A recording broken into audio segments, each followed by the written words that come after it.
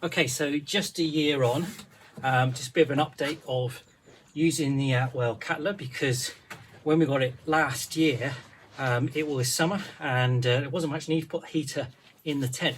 However, we did use it last night because it got quite cool, and so it's a bit of an update video for you on it.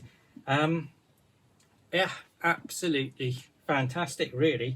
So it's one of these surround oscillating fan heaters, but unlike your normal sort of fan heaters that make a bit of noise, this was pretty much quiet. You couldn't really see it.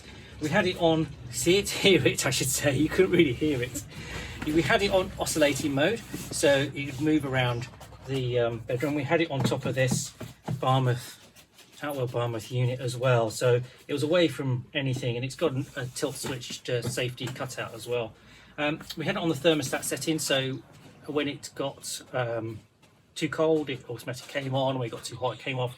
What I did notice though is that it was quite keen to turn itself on, got the tent quite hot, and then it then had to get really hot before it would turn itself off. So it was very, very warm, so I did get up in the night a few times and just turn the temperature down, but it certainly made it very, very warm. Of course, you have to have electric hookup, and we are camping at home testing out all this stuff at the moment, so of course we've got electricity supply to the tent, so we could use that. But yeah, just want a quick update on this on this heater, the Outwell Katla.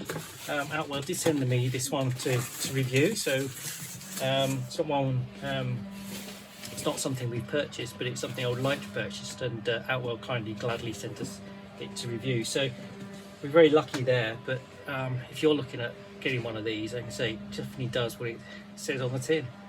Thumbs up.